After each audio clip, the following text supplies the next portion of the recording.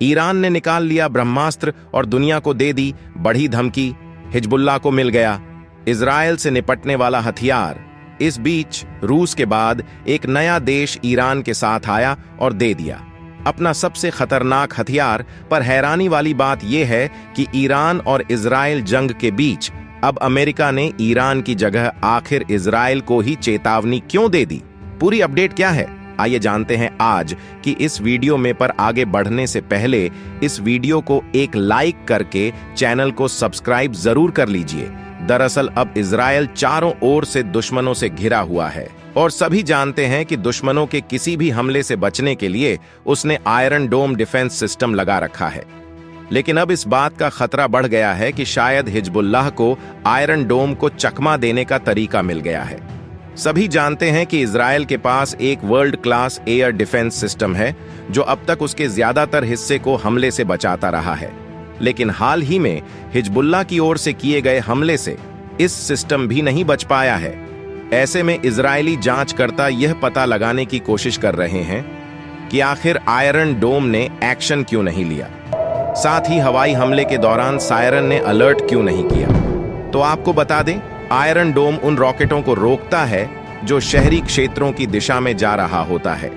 इस defence system से निकली मिसाइल खतरे को हवा में ही तबाह कर देती है। लेकिन अब आशंका जताई जा रही है कि एक साथ कई हमले करने से सिस्टम कंफ्यूज हो जाता है और इस बात की चेतावनी दी जाती रही है कि इस डिफेंस सिस्टम को धीमी गति से उड़ने वाले ड्रोन चकमा दे सकते हैं। लेकिन दोस्तों, पिछले महीने बेरूत में मारे गए अपने senior army commander brigadier general Abbas Nilforoushan की हत्या से ईरान अब तक बौखलाया हुआ है। उसने इजराइल से इस हत्या का बदला लेने की शपथ खाई है और ईरानी विदेश मंत्रालय ने कहा कि यहूदी शासन को दंडित करने के लिए अपने पास उपलब्ध सभी तरीकों का इस्तेमाल करेगा। बताते चलें कि हिजबुल्लाह सरगना हसन नसरल्लाह को मारने के लिए इजराइल ने 27 सितंबर को दक्षिण बेरूत में बने उसके खुफिया ठिकाने पर जोरदार हमला किया, जिसमें नसरल्लाह के साथ ही ईरानी कमांडर निलफोरोशान भी मारा गया था, जिसको लेकर इराक के शिया बहुल इलाके नजफ, करबला और ईरान के उत्तर पूर्वी शहर मशाहद में पिछले दिनों शोक सभाएं कर निलफोरोशान को याद किया गया। डिफेंस एक्सपर्टों को आशंका है कि सैन्य और आर्थिक रूप से मजबूत इजराइल का सामना करने के लिए ईरान अपनी परमाणु ताकत का इस्तेमाल कर सकता है। वही एक्सपर्टों के मुताबिक इजराइल और अमेरिका को सबक सिखाने के लिए ईरान ने पिछले 3 वर्षों से परमाणु हथियार बनाने के लिए यूरेनियम को एनरिच करने का कार्यक्रम डबल कर दिया है और ऐसा दावा किया जा रहा है कि ईरान कुछ ही हफ्तों में 3 परमाणु बम बना सकता है।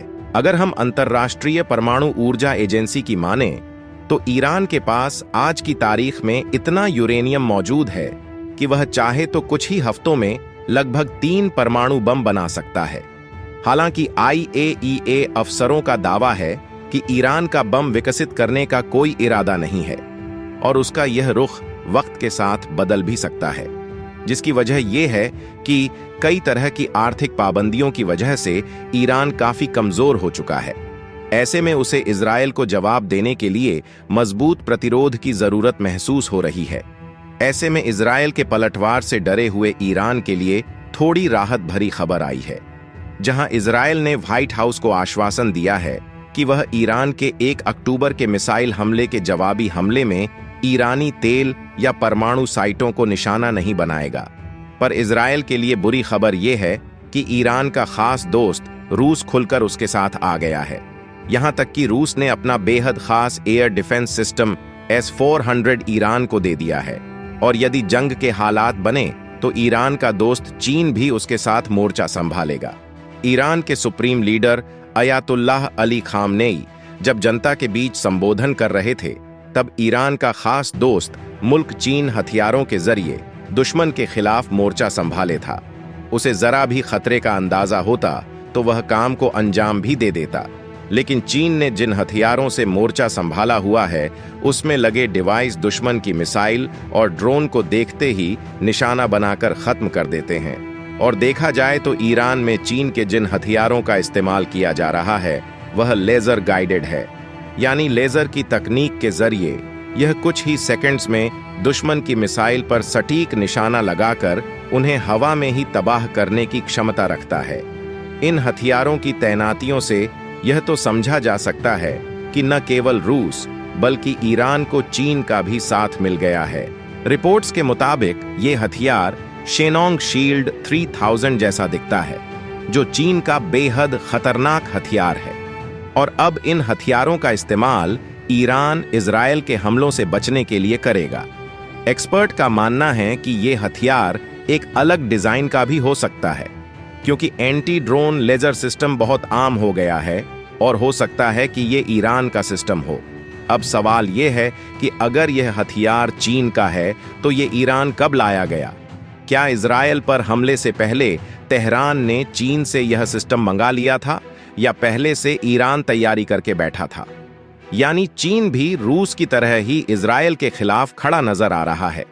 ऐसे में ईरान की तैयारियों को देखते हुए अमेरिका इजरायल को बार बार यह समझा रहा है कि वह सीधे तौर से ईरान के साथ भिड़ने से बचें। ऐसा इसलिए क्योंकि सीरिया, गाजा और लेबनान का हिसाब अलग है और ईरान का बिल्कुल अलग है। खास बात यह भी है कि चीन ने इजरायल पर ईरान के जरिए किए गए हमले की निंदा नहीं की है।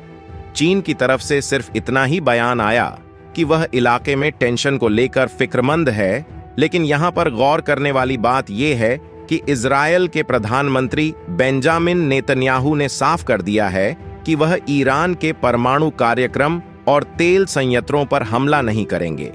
हालांकि उन्होंने यह भी कहा कि इजरायल किसी भी वक्त ईरान के सैन्य ठिकानों पर हमला करने को तैयार है। और रिपोर्ट्स के मुताबिक इजरायल 5 नवंबर से पहले ईरान पर हमला करने की तैयारी कर रहा है। लेकिन हैरानी वाली बात यह है कि जब इजरायल एक हमले की तैयारी कर रहा है, तब अमेरिका द्वारा इजरायल को चेतावनी क्यों दी जा रही है? तो आपको बता दें, गाजा में जारी मानवीय संकट पर अमेरिका ने सख्त रुख अपना लिया है। अमेरिकी विदेश मंत्री एंटनी ब्लिंकन और रक्षा मंत्री लॉयड ऑस्टिन ने पत्र लिखकर इजरायल को चेतावनी दी है। गाजा में अगर मानवीय सहायता में सुधार नहीं हुआ तो इजरायल को दी जाने वाली सैन्य मदद रोक दी जाएगी। बताते चले, अमेरिका की ये मांग अमेरिका चुनाव से कुछ ही हफ्तों पहले आई है, जहां मांगों को पूरा करने के लिए इजरायल को 1 महीने का वक्त दिया गया है। और 13 नवंबर तक अगर इजरायल गाजा में मानवीय मदद का प्रवाह नहीं बढ़ाता है तो अमेरिका इजरायल की सैन्य मदद रोक सकता है। अब देखना यह होगा, क्या अमेरिका की मांग के बाद गाजा निवासियों की जरूरतों को पूरा किया जा सकेगा, या इजरायल के हमलों के साथ साथ मानवीय स्थिति भी गहराती जाएगी। वैसे आपको इस मुद्दे को लेकर क्या राय है, कमेंट बॉक्स में जरूर बताएं। और भारत से जुड़ी इसी तरह की इंटरनेशनल खबरों के लिए चैनल को सब्सक्राइब करें, साथ ही बेल आइकन को ऑल पर सेलेक्ट करें। जय हिंद, जय भारत।